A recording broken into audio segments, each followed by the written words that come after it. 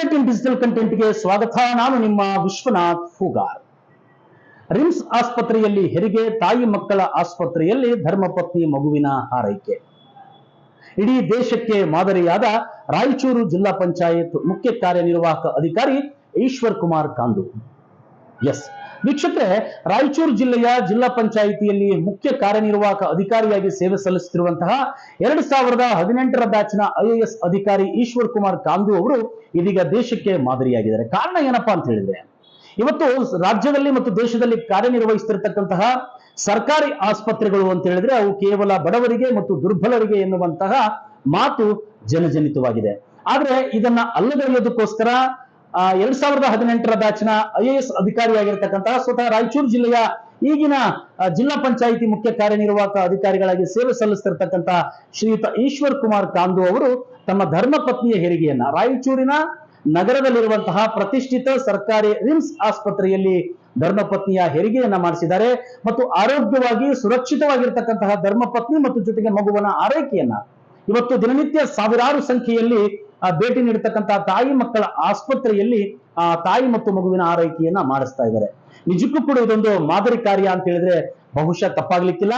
ಕಾರಣ ಏನಪ್ಪಾ ಅಂತ ಹೇಳಿದ್ರೆ, ಇವತ್ತು ಸರ್ಕಾರಿ ಆಸ್ಪತ್ರೆಗಳಲ್ಲಿ ಸರಿಯಾದ ರೀತಿಯ ಚಿಕಿತ್ಸೆ ಸಿಗೋದಿಲ್ಲ. ಅಲ್ಲಿರ್ತಕ್ಕಂಥ ನರ್ಸ್ಗಳಾಗಿರ್ಬೋದು, ವೈದ್ಯರಾಗಿರ್ಬೋದು, ಆಯಾಗಳಾಗಿರ್ಬೋದು ಸರಿಯಾದಂತ ರೀತಿಯಲ್ಲಿ ಸೇವೆಯನ್ನ ಮಾಡೋದಿಲ್ಲ ಎನ್ನುವಂತಹ ಆರೋಪಗಳು ಇವತ್ತು ಯಥೇಚ್ಛವಾಗಿ ಕೇಳಿ ಬರ್ತವೆ. ಆದ್ರೆ ಆ ಆರೋಪಗಳೆಲ್ಲವನ್ನ ಇವತ್ತು ಗಮನಿಸಿ ಸಾರ್ವಜನಿಕರು ಇವತ್ತು ಖಾಸಗಿ ಆಸ್ಪತ್ರೆಗಳ ಮೊರೆ ಹೋಗಿ ಲಕ್ಷಾಂತರ ರೂಪಾಯಿ ಚಿಕಿತ್ಸಾ ವೆಚ್ಚವನ್ನ ಭರಿಸಿ ಸಾಲ ಸೋಲಕ್ಕೆ ಗುರಿಯಾಗ್ತಾರೆ. ಆದ್ರೆ ಈ ಆರೋಪ ಸುಳ್ಳು.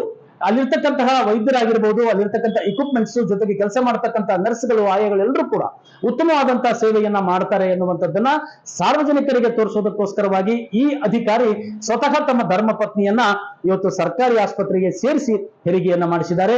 ನಿಜಕ್ಕೂ ಕೂಡ ಇದೊಂದು ಬಹುದೊಡ್ಡ ಮಾದರಿ ಕಾರ್ಯ ಅಂತ ಹೇಳಿದ್ರೆ ಬಹುಶಃ ತಪ್ಪಾಗ್ಲಿಕ್ಕಿಲ್ಲ ಅನ್ನುವಂಥದ್ದು. ಯಾಕೆಂತ ಕೇಳಿದ್ರೆ, ಸಾರ್ವಜನಿಕರು ಇವತ್ತು ಆ ಸರ್ಕಾರಿ ಆಸ್ಪತ್ರೆಗಳಿಗೆ ಹೋಗಿ ಸುರಕ್ಷಿತವಾದಂತಹ ಹೆರಿಗೆಯನ್ನ ಮಾಡಿಸ್ಕೊಳ್ಬೇಕು, ಲಕ್ಷಾಂತರ ರೂಪಾಯಿ ಸಾಲ ಸೋಲವನ್ನ ಮಾಡಿ ಖಾಸಗಿ ಆಸ್ಪತ್ರೆಗಳಿಗೆ ತಮ್ಮ ಕುಟುಂಬಸ್ಥರನ್ನ ಸೇರಿಸಿ ಒಂದು ಮುಂದಿನ ಭವಿಷ್ಯಕ್ಕೆ ಇವತ್ತು ನೋವಿನ ಸಂಗತಿಯನ್ನ ತಂದುಕೊಳ್ಬಾರದು ಅನ್ನುವಂತಹ ನಿಟ್ಟಿನಲ್ಲಿ ಈ ಅಧಿಕಾರಿ ಬಹಳ ಮಹತ್ತರವಾದಂತಹ ಕಾರ್ಯವನ್ನ ಮಾಡಿದ್ದಾರೆ. ಹೀಗಾಗಿ ಸಾರ್ವಜನಿಕರು ರಾಯಚೂರಿನಲ್ಲಿ ಈ ಒಬ್ಬ IAS ಅಧಿಕಾರಿಯ ಕಾರ್ಯವನ್ನ ಮೆಚ್ಚಿಕೊಳ್ತಾ ಇದ್ದಾರೆ. ಸಾಕಷ್ಟು ವರದಿಗಳಲ್ಲಿ ನಾವು ಕೂಡ ಮಾಡ್ತಾ ಇರ್ತೀವಿ.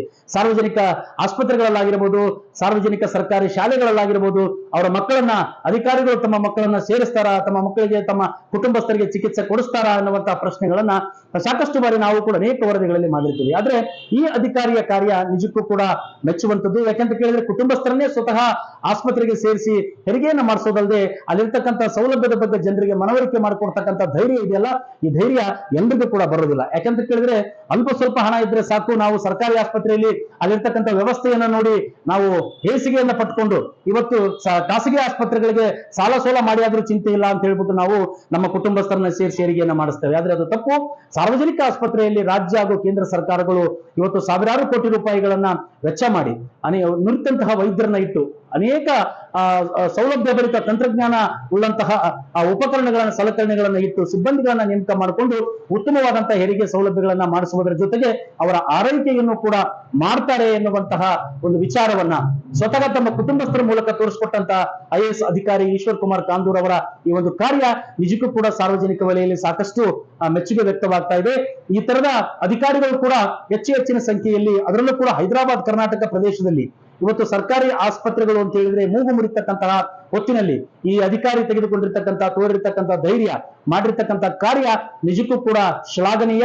ಈ ಅಧಿಕಾರಿಯ ಒಂದು ಹೆಜ್ಜೆಯತ್ತ ಎಲ್ಲ ಅಧಿಕಾರಿಗಳು ಈ ರೀತಿಯಾದಂತಹ ಒಂದು ಧೋರಣೆಯನ್ನ ತೋರಿಸಿದ್ರೆ ಸಾರ್ವಜನಿಕರು ಕೂಡ ನಿಸ್ಸಂದೇಹವಾಗಿ ಇವತ್ತು ಸಾರ್ವಜನಿಕ ಆಸ್ಪತ್ರೆಗಳ ಕಡೆಗೆ ಮುಖ ಮಾಡ್ತಾರೆ, ಅಲ್ಲಿರ್ತಕ್ಕಂಥ ಸೌಲಭ್ಯಗಳನ್ನ ಪಡಿತಾರೆ ಎನ್ನುವಂತಹ ಮಾತು ಇವತ್ತು ಸಾರ್ವಜನಿಕ ವಲಯದಲ್ಲಿ ಜೋರಾಗಿ ಕೇಳಿ ಬರ್ತಾ ಇದೆ.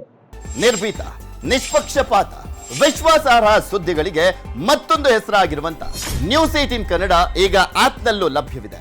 ದಯವಿಟ್ಟು ಇಲ್ಲಿರುವ QR ಕೋಡ್ ಅನ್ನ ಸ್ಕ್ಯಾನ್ ಮಾಡಿಕೊಂಡು ಆಪ್ ಅನ್ನ ಡೌನ್ಲೋಡ್ ಮಾಡೋದಕ್ಕೆ ಮರಿಬೇಡಿ. ನಿಮ್ಮ ಬೆಂಬಲ ಹೀಗೆ ಸದಾ ನಮ್ಮೊಂದಿಗಿರಲಿ. ಧನ್ಯವಾದ.